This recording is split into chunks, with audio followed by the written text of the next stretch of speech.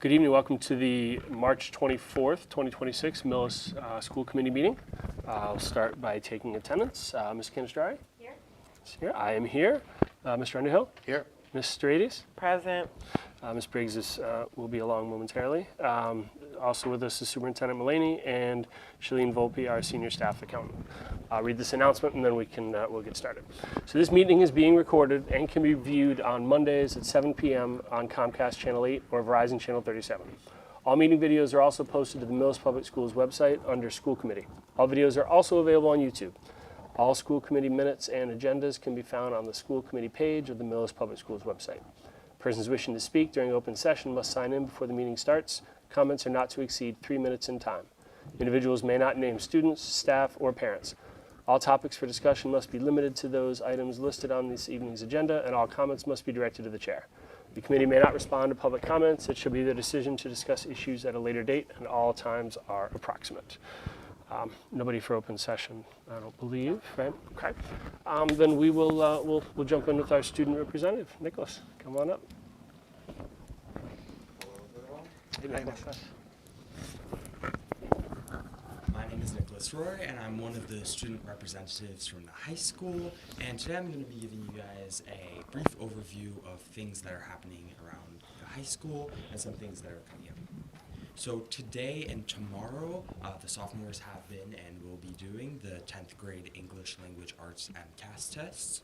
Additionally, on April 8th, the Millis High School will have the Step Up Night for 8th grade parents, where parents can learn a bit more about the process of the transition into Millis High School for the 8th graders.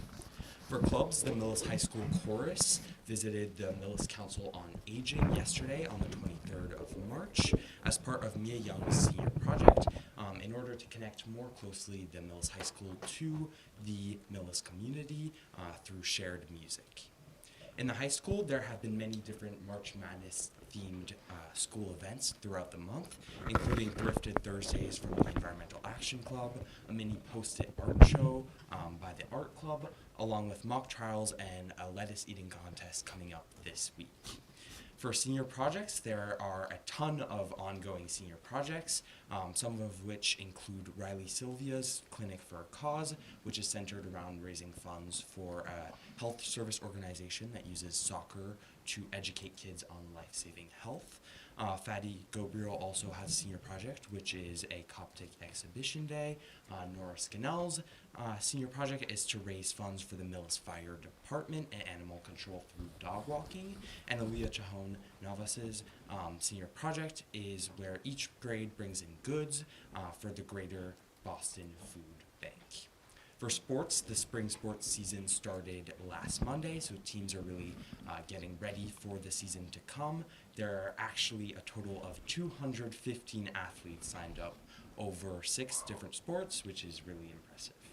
And lastly, the season for the varsity girls tennis team has already started, where they played a scrimmage against Hopedale at 4 o'clock today at the Millis High School tennis courts. And that's all I have for you guys today. Does anyone have any questions? I have to hear about the lettuce eating contest. Is it like speed, volume? Like what's the criteria here? It's done by the Amnesty Club. Okay. And basically the people who are signed up, and you can also sign someone else up, which is interesting, they get given a piece of lettuce, and it's the fastest person to finish that piece of lettuce. And you can use dressing if you want, if that makes it easier, whatever strategy you have. So the fastest way you don't have like 30 pounds of lettuce for No. All right. Because I would pay to watch that. Okay. But it's the whole Oh, it's the whole head of lettuce, right? I'm pretty sure. It has been in the past. Okay, yeah. Half a head. All right, that's pretty cool. Yeah. Yeah. Still a lot of lettuce. Wasn't I eating this week? Thank you. Thank you, Nicholas. And our teacher representative, Ms. Coppice. Good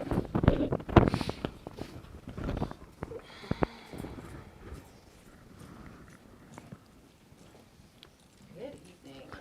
Good evening. All right. At the Clyde Brown, the preschool enjoyed a visit from Big Joe the Storyteller. Thank you to the Homeschool Association.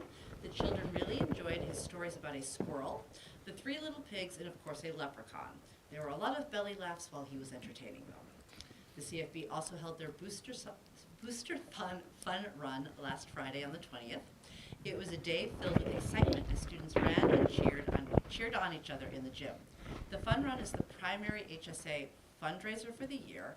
This year, we not only achieved our goal, but went above, raising $74,000 for the school. CFB uses these funds to support curricular enhancements, field trips, and other amazing activities and educational supports for the students. Thank you to everyone who participated. In grade 2 Spanish immersion, they began their pen pal project focusing on the book Flat Stanley with second graders from the Millard School in Pikeville, Kentucky.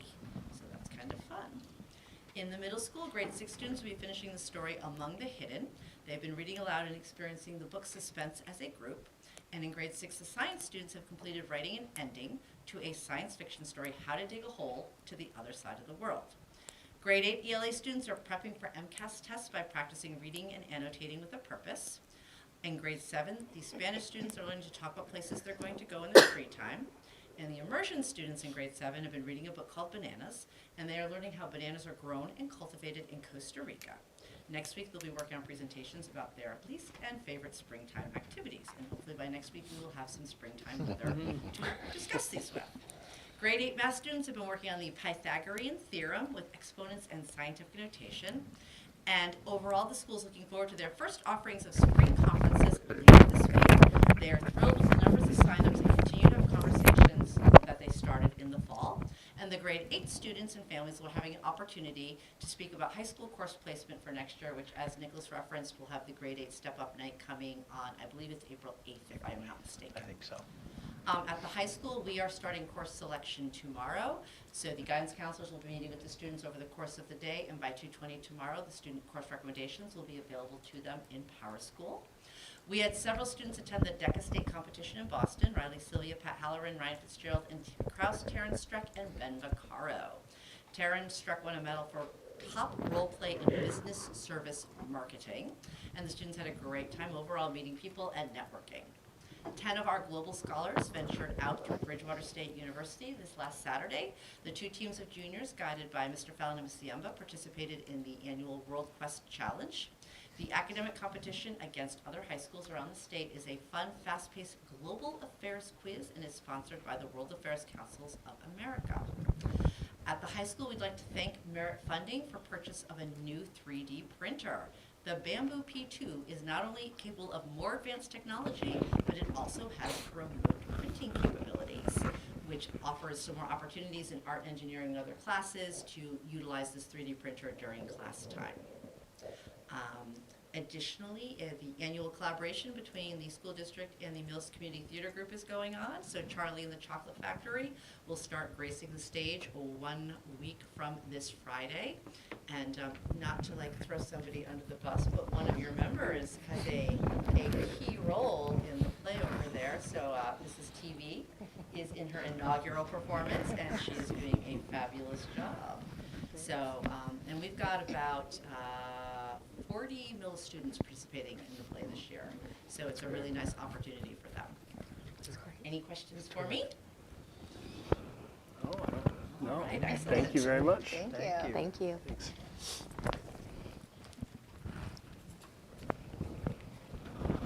So we have a few action items. The first is consideration to approve the March 10th, 2026 meeting minutes. Mr. Chair, Great. I make a motion to approve the March 10th meeting minutes. Second? Moved and seconded. Any further discussion? All in favor? Aye. Aye.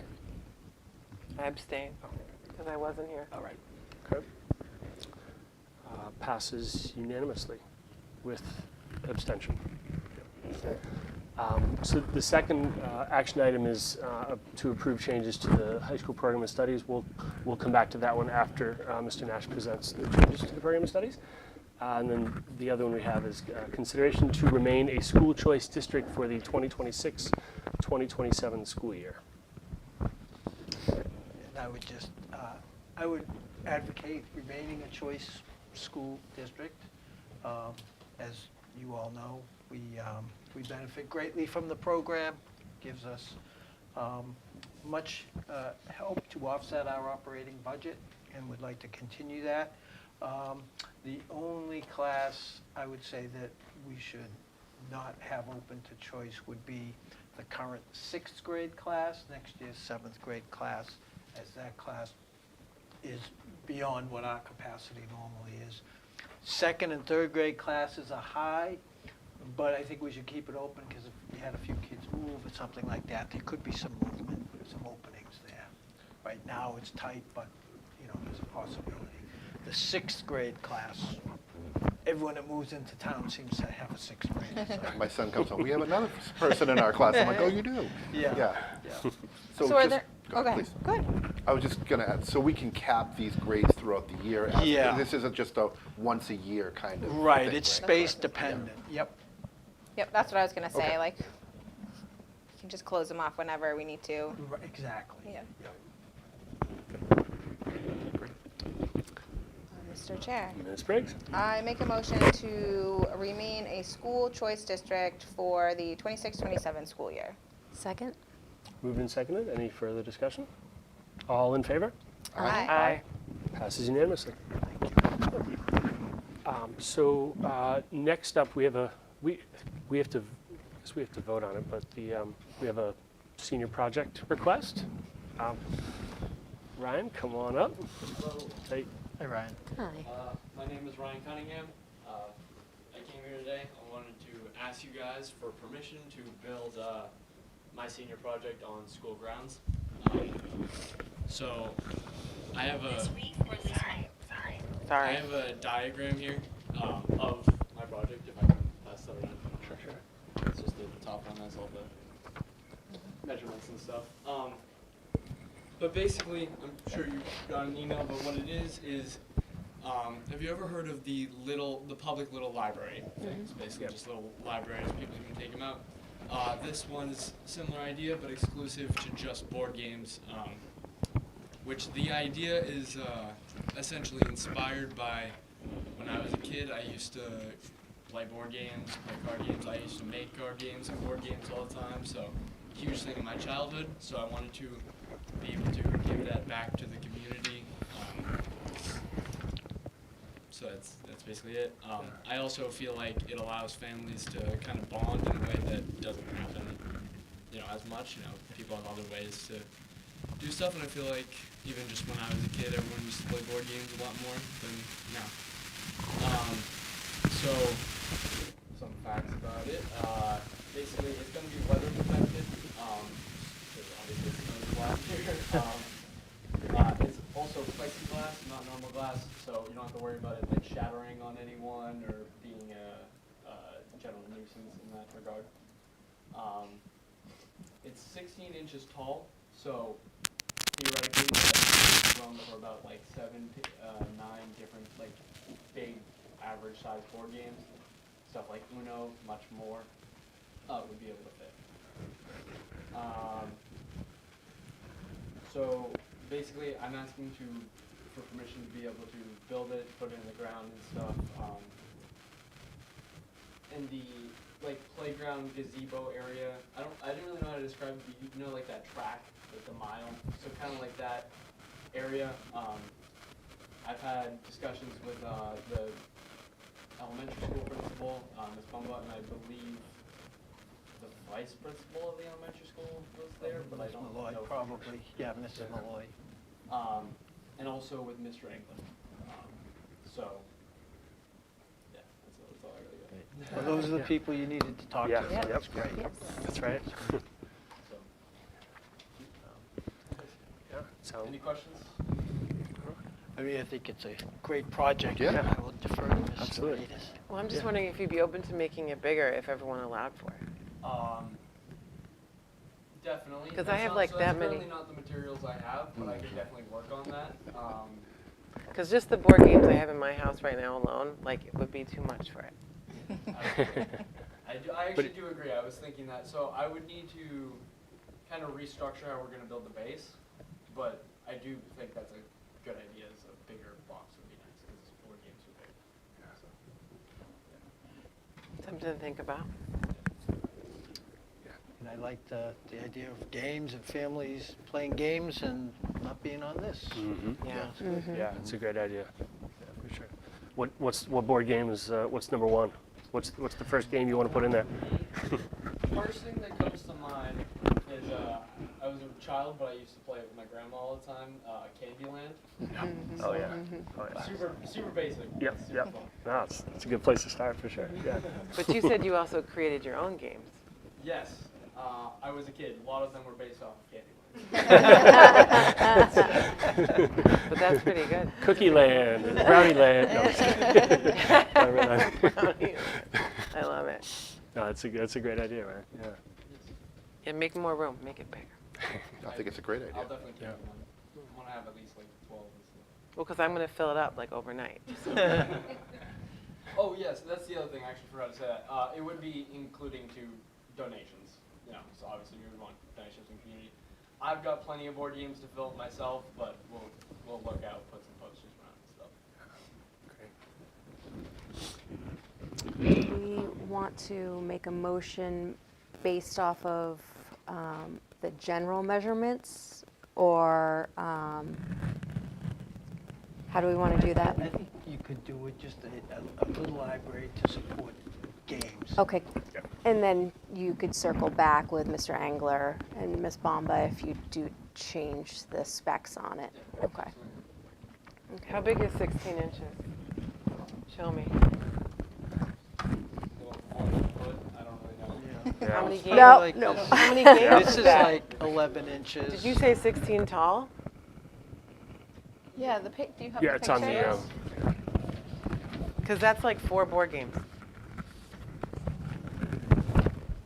16. That's about 16. 16 inches tall. I'm thinking. You should like stack your games that you have up at home and then measure them and see. That's what we did. So that's why I'm starting to. I'm thinking you could easily collect. What would you guys say? How many could you collect an overnight? Maybe 30. I think that what that 5,000. But it's like a take, it's like a take Yeah, and you give give and one, leave. take So give like one, they'll get be one. going Yeah, in and I got out. that. Yeah. Make Okay. it bigger, will you? that's kind of where I was going with that. People will take some and some people will leave some. So I think it'll be like a constant like turnover. Yeah. Library. Yeah. Yeah, a library. I love it. Perfect. Mr. Chair, Ms. Canstrad? I make a motion to approve Ryan Cunningham's little library for games on the CFB campus. Second. Moved and seconded. Any further discussion? All in favor? Aye. Aye. Passes unanimously. Thank you, Welcome. great idea. Thank you. Congratulations. Good Can't luck wait with to your see it. project, Yeah, Ryan. good luck with it. Thanks, you too. Thanks. And you don't have to stay, Ryan, for the whole meeting. He's like, I'm good. He's like, I'm not. People are boring. So next up is Mr. Nash for the high school program of studies. Some changes. See everybody. Likewise, welcome. If you don't mind, I'd like to just update you. So last year, we proposed some new courses, as you know, NIAS. I know you went on a visit lately, but NIAS Yeah. actually just visited us.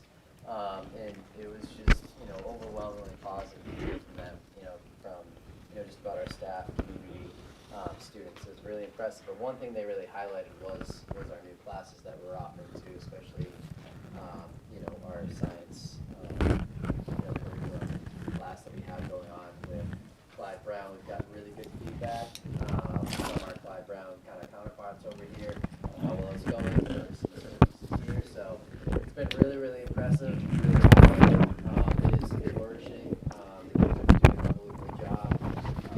Really, doing an incredible job planning lessons and still owning kind of the science piece of it, which I know we're going to have questions around that we had when we first began. So, very impressive. So I appreciate that. Also, we had our AP environmental last year that we added. So I feel like we do have a good, for a smaller school, we have a good amount of AP classes. And then we also have our physical education leadership classes going really, really well, and students are really enjoying, which is great. So, we appreciate last year, kind of making these new courses available. So far, it's gone really, really well. So we did look to propose some new courses this year, and we really looked at what are student interest areas, but also we also have VHS and tech classes that are, we're looking at it, and what are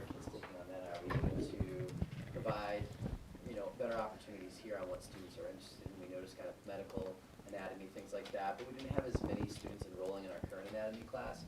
So I asked the science department to kind of look at their curriculum and see if we can find, is there something that could bring our students back in? And I think they did a really nice job. So that's where you see our zoology and our conservation biology classes here. So we're really excited to offer those, hopefully, if students are interested. Obviously, it depends on enrollment, depends on staffing. You'll notice that our new course proposals are semester classes, and the reason is that gives more opportunities for our students to, let's say they want to have, a zoology class and they want to have, let's say a business class. Like those could be possible, they're not running at the same time. Those could be possible opportunities where right now often students are kind of in a year-long elective, right? But we're noticing that sometimes students would like to explore different areas. So this would provide kind of different opportunities for that. I know you have the kind of the course descriptions there, so I won't read through those, but is there any questions on those, on zoology or the conservation of biology?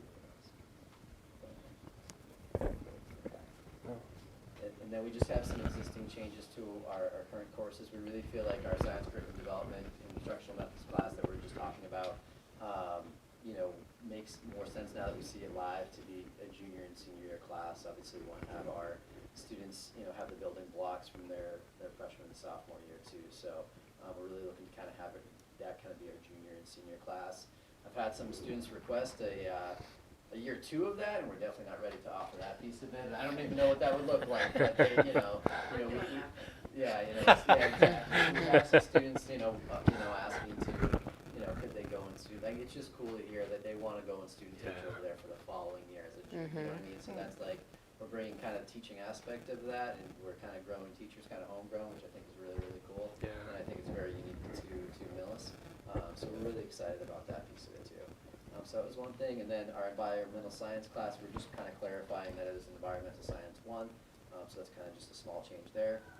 And then we don't always run current topics in science each year, but we do have a group that we really feel like would benefit from this and would give them a great experience, and kind of really focusing on the foundational math and kind of science skills and building upon that too. So we already have the current topics in science in our program, but we're just kind of changing the description of what that would be around it a little bit. And then we move on to our electives that we're proposing. So, Ms. Bartley, one of our English teachers, has been approached by some students and around kind of drama and musical theater. And so we kind of came up with 2 different semester courses. So history of drama, musical theater 1, and then history of drama and musical theater 2. One really kind of focuses on, the foundations of drama and Greek tragedy to modern absurdism, and then also the other one focuses more on the story of musicals and kind of going through that. So we'll see if we have an interest, enough interest on there to kind of run those. So our English electives we definitely have more of, and obviously staffing-wise, we need to staff it. But if there's more interest in these electives rather than other electives, we could look at, possibly swapping some out and seeing what the student demand is around that. And then we're really excited to, our DECA program is definitely growing, and we're really excited about it. We have a young core, that are very interested in this, and there's kind of been more requests around business classes. So we are excited to be offering our Intro to Business CP1 and CP2 class here for that. There is some schools that are pushing for, there's an AP business class that is new for next year. So we're not ready to kind of go there, that offering, but this is something that, if we really see kind of growth in this is something that we could expand upon and maybe offer down the road for students that are taking it, for sophomores through seniors. So we have 1 semester of Intro to Business, and then 1 semester of Advertising and Marketing. And so you want to take one but not the other, and you have another semester of something different you could offer too. So once again, we're trying to give a little bit more choice, but we do see a demand for business and advertising and marketing. So we're really excited to see our student selections and what we'd be running. But we do feel like we would be able to hopefully manage our schedule to fit this kind of business opportunity for our students.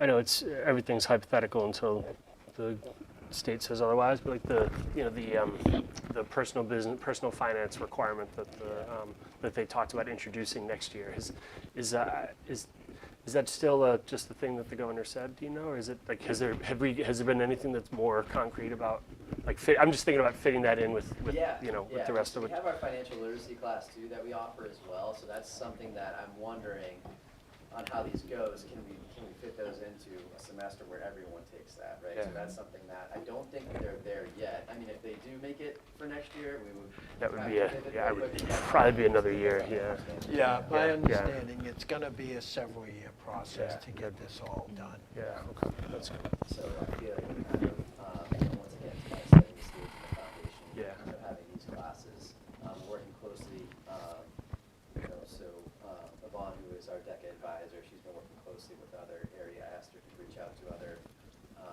both DECA programs, but also business programs. So she's been doing a lot of kind of research around that type of stuff. So we're really excited about the curriculum that we're doing for our students along this. That's good. Courses there. And then I did, write a memo to Superintendent Millis as well as the school committee in proposing a change to our academic skill course credit. So this, came from a lot of our, high school counterparts. I've been in principal meetings, and there's been, questions around academic, our academic kind of skill and support classes and the amount of credit that students are getting. And a lot of high schools have moved to a 5, because it's a full year program, to 2 5 credits. In the past, probably a decade ago, some of these didn't have any credit, then they moved kind of to 2.5, and a lot have moved to 5 after they realized the intensity and, the instruction that they're getting and the work that they're outputting and doing in a year-long class kind of doing that. So this is an opportunity that I feel like to align us and to make it more equitable for our students, that are taking this class as a full year class around that. Obviously, I know I wrote the memo, but the kind of the highlights that I just have there in bold on the proposed change is grounded in these key considerations of alignment of credit with instructional time and rigor, recognition of essential skill development, and support for students with our IEPs and that commitment. Once again, the change doesn't alter the course description, curriculum, or instructional model, rather ensures that credit is awarded accurately reflects the course's scope, purpose, and impact on student success.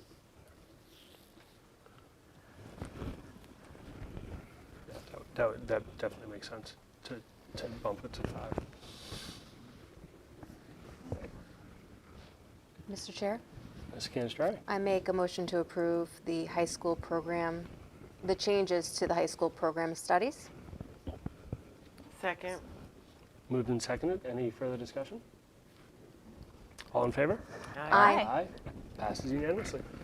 I'd like to thank Mr. Natch Thank you. and Ms. Copese, because when the NEAS team did visit, that was one of the things they really focused on. Our ability as a small school with a dedicated staff to be able to develop a course that's so unique and give kids opportunities. So, as we're small, we're nimble. So, Right. thank you. That's great. Thank you. Thank you very much. I like that, Bob. As we're small, we are nimble. I love it. So the chair report is up next. That was it for time and learning. Is there anything else? Bob? Yes, yep, that's it. So the chair report, is there an MSBA update? Yes. An agreement has been reached with Fontaine Construction and is expected to be presented and approved at Monday's Select Board meeting. They have already begun pre-construction activities in anticipation of approval, working with Vertex, Taipei, and the School Building Committee to establish timetables, inspect areas of the high school, and prepare permitting applications. They've already been in the building checking out our doors. Oh. We're on door patrol on Monday. Great. And then Superintendent Mulaney. Okay. I have a couple of things.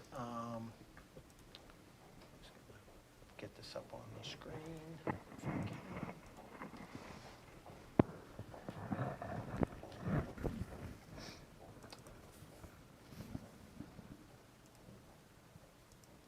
It was working before the meeting. There we go.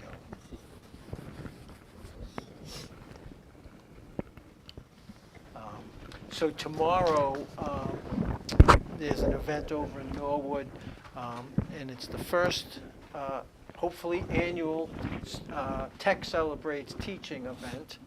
And it's a program for the 19 member school districts of the Education Cooperative, one of the collaboratives we're in, and Tech itself, because they have schools as well, and it's celebrating teaching. So each of the 19 districts and their leadership teams were asked to select 2 educators to represent their district at this celebration of learning and teaching tomorrow. And the goal is to celebrate the many different facets of teaching. So, and those facets were kind of whittled down to 5 frames. And the 5 frames of teaching that happen in our schools every day, how the magic happens on the knowledge, care, and intentional choices required for successful learning. Everyone was welcome here, celebrating the welcoming classroom environment necessary to set the stage for learning. Brick by brick, recognizing the patience and persistence required to achieve meaningful growth. Let's see what happens if, acknowledging the joy and excitement of risk-taking and experimentation.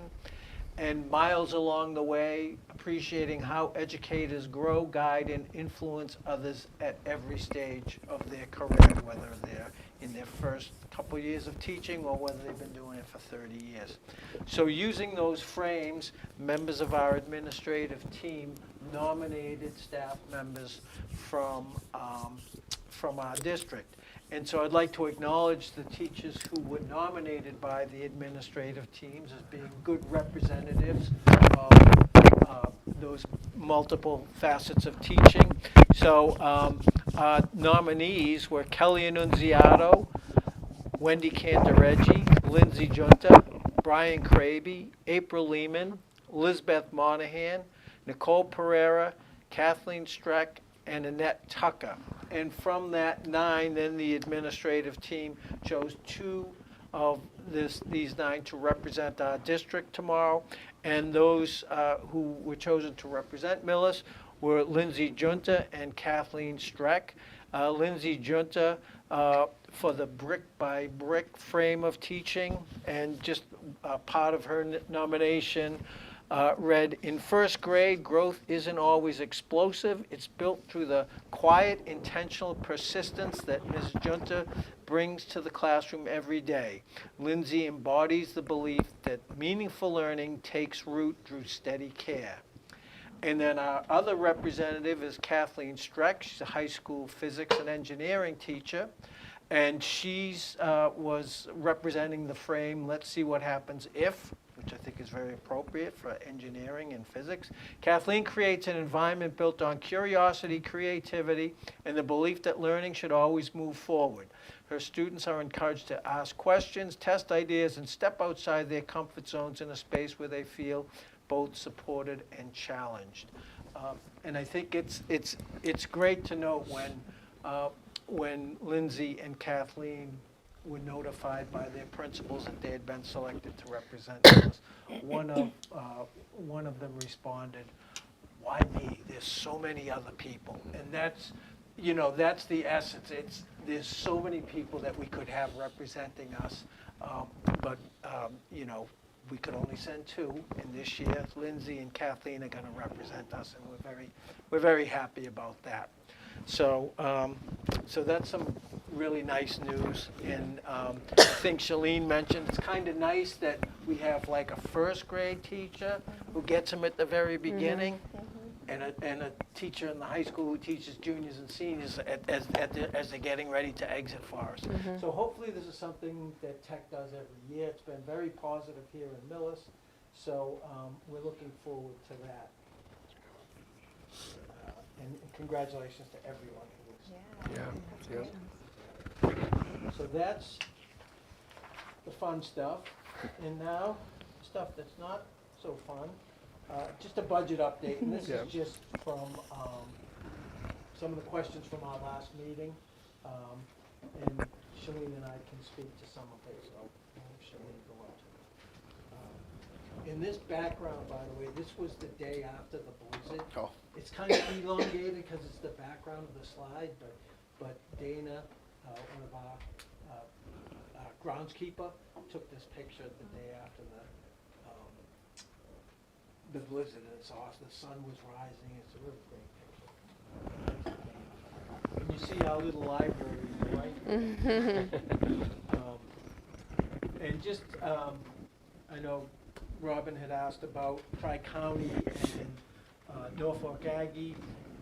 Like she thought it would be good, and I agree that to give when we go to the Finance Committee, we'll be able to say how much it is and why it is what it is. So the Tri-County cost per student this year for FY26 was the tuition, quote unquote, was $18,485 per student, plus the debt assessment of $7,472. So our total per pupil expenditure for Tri-County students was $25,957. And so the overall assessment for the town was $116,151. And that's based on 43 students, so it's the assessment's based on the year before. So the FY27 assessment will be based on 39 kids.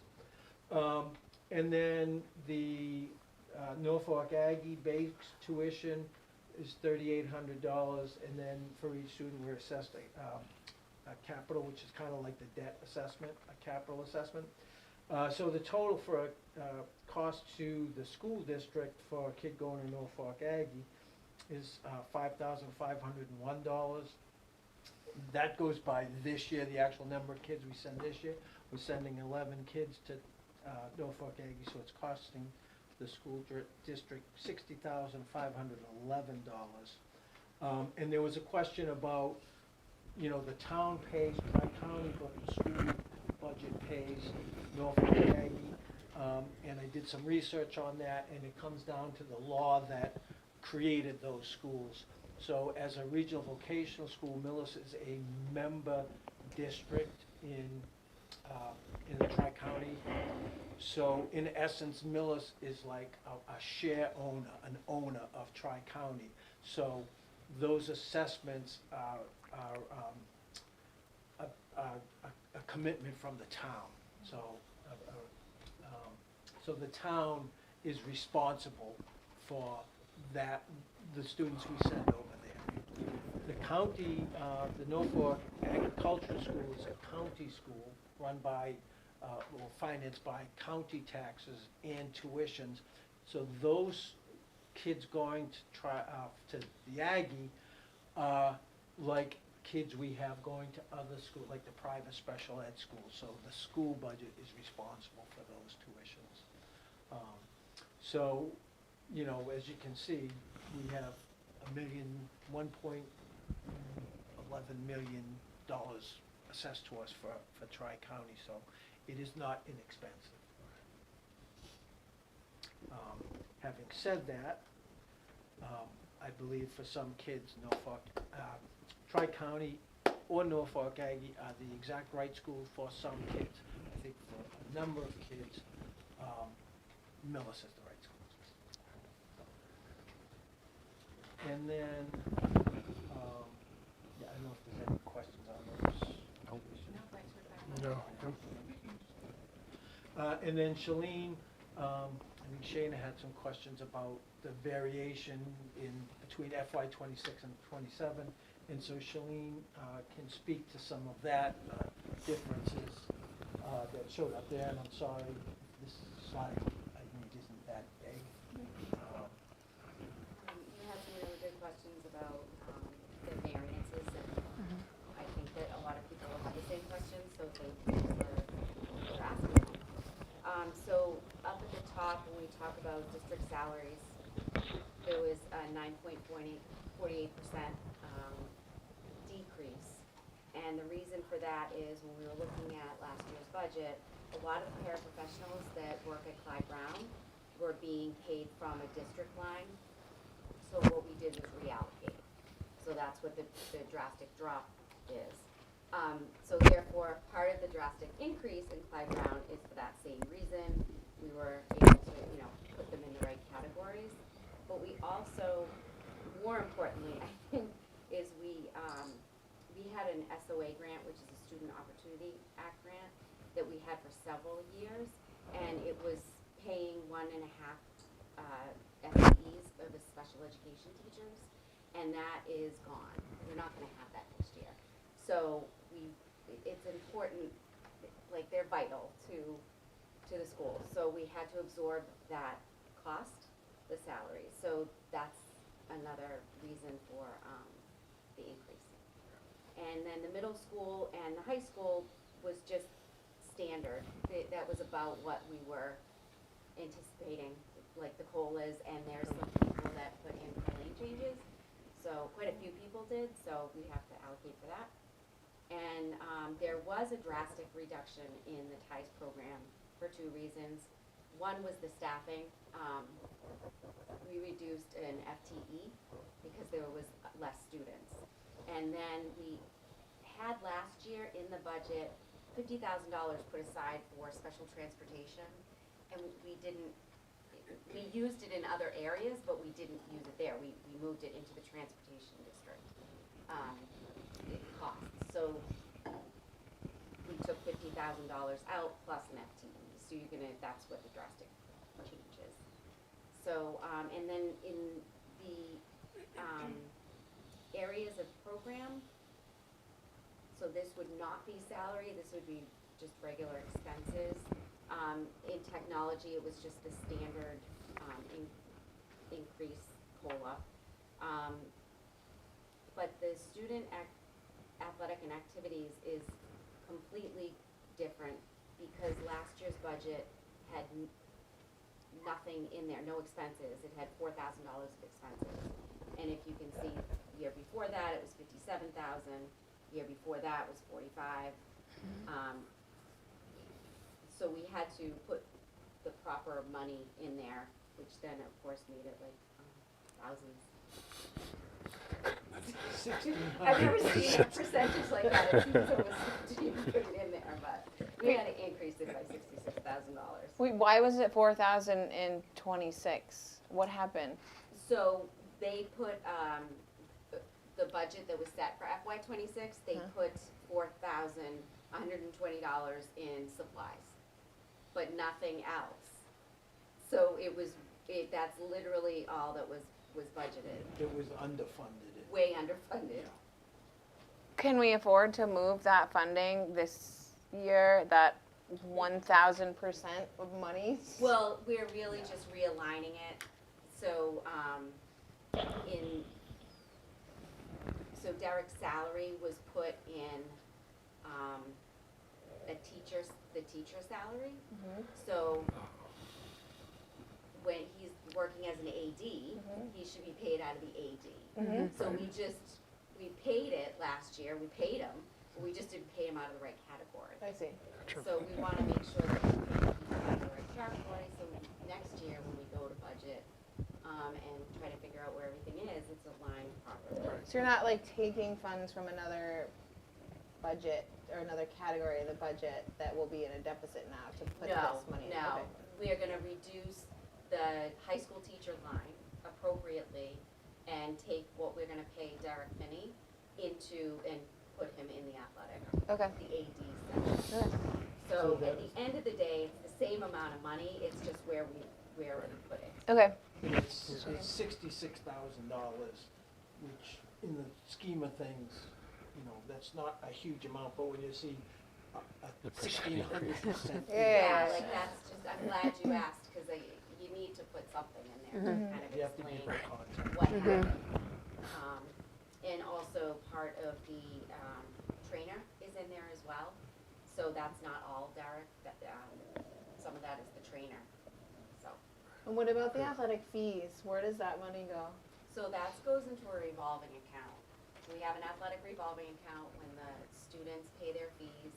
It's almost like a checkbook in a way, where money comes in and then we use that to pay transportation. some sort of, a little bit of transportation, but also, the middle school coaches and the JV coaches. So the varsity coaches are paid out of the general fund. It was always sort of practice that we would pay the middle school ones out of, and the JV out of the revolving fund. But they're getting expensive. So that's kind of a topic for another day.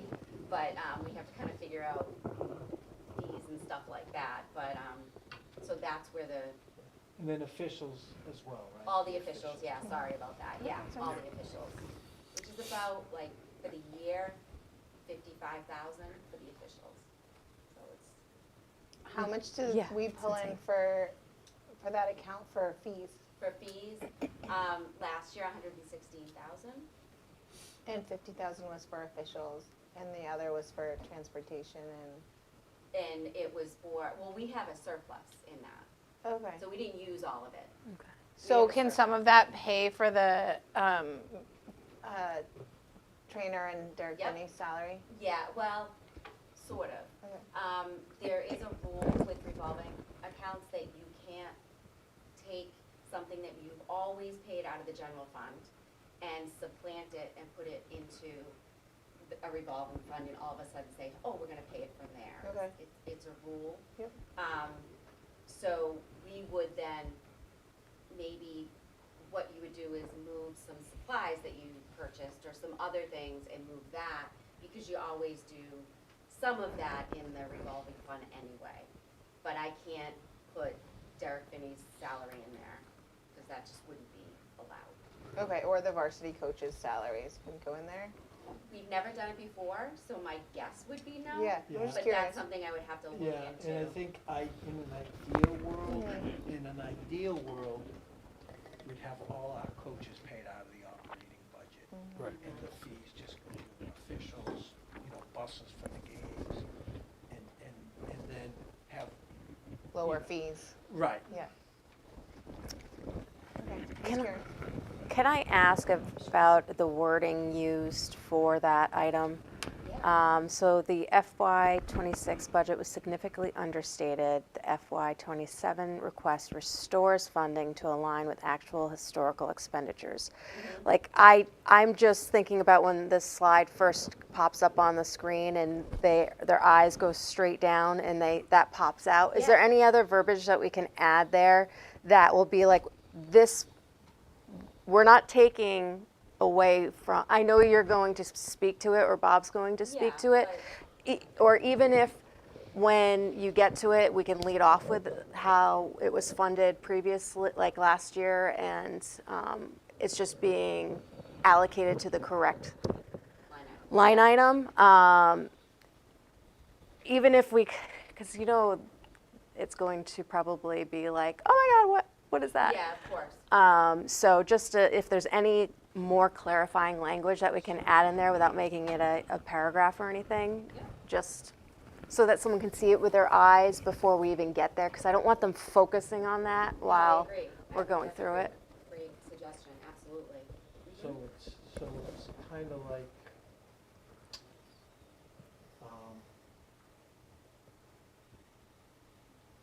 last year's budget amount did not properly include the AD's salary and the trainer's salary. I mean, It feels like reallocate versus restore. Right. Feels Yeah. like the Yeah. difference. Restore just felt like, Right, Yeah. yeah, then it's, Okay. yeah. yeah. Yep, I can definitely update that. thank you. So we did have to do something very similar for curriculum, professional development, as far as moving cost. We didn't purchase as much this year, but I wanted to align it to what we had done in FY '24 and '25. Even though we budgeted for FY '26, we haven't spent all of that. So I'm moving it back down to around the 22,000, so they're getting a little bit more, but it's more in line. So that's the major goal with this whole budget. Hopefully next year, the percentages will just be very small. It will all be in the right places. Obviously, transportation is another one that's just going to really hurt. They're gonna question it, but it's the escalating costs of the third-party contractor, Andres, and for the services. And we have reached out. There's a group of schools that are trying to get together to figure out, you know, we have a couple kids going to a specific school, you know, can we jump on them? So Sandy's working on making phone calls, and I'm gonna be talking to some people tomorrow as well. Okay. And then the energy is just, everybody's experiencing it, the rising cost of natural gas and electricity. And the good news is we saved money on the new telephone contract, big money. So Good. that was a little helpful, but not nearly as helpful as we needed. So I will work on rewording that one, but does anybody have? I think you guys did a great job Yeah. this is putting the really- thank you very much, justification yeah. together. Yeah. Thank you Yeah. so much for doing that. Absolutely, Yeah. I don't want, Yeah. yeah, it'd be good to get to the questions here rather than. Yeah. Yes, Absolutely. yes. All right, thank you. But I appreciate Thank it. Thank you. Yeah.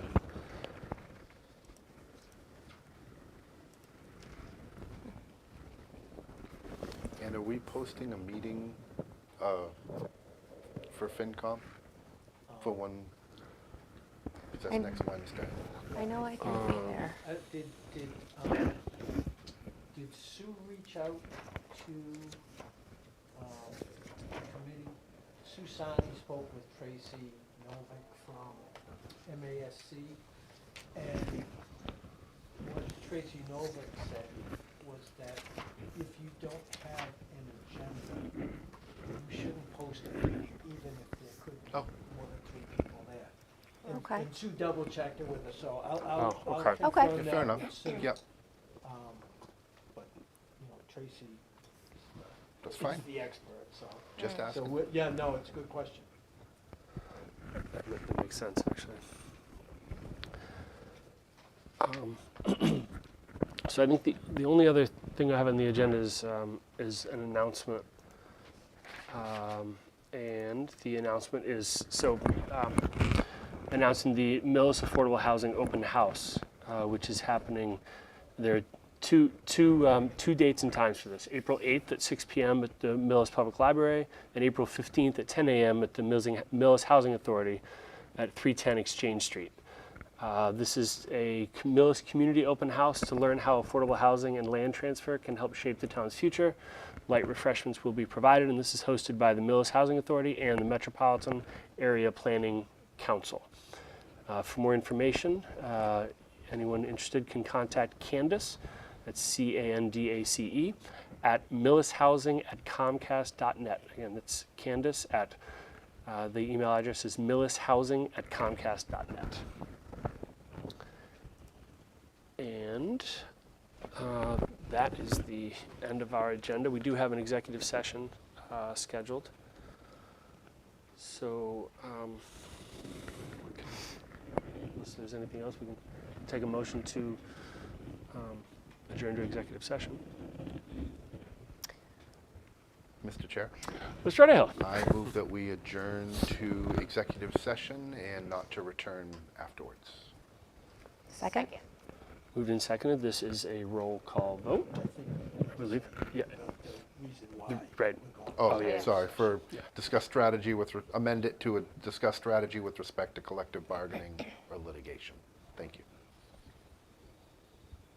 Second. Second. Moved and seconded. And this is a roll call vote. Ms. Canistari? Yes. Ms. Briggs? Yes. I am a yes. Mr. Underhill? Aye. And Mr. Edis? Yes. Then we are adjourned to executive session, not to return to open session. The next meeting is April 7th, 2026 at 7:30. Thank you very much. Thank you.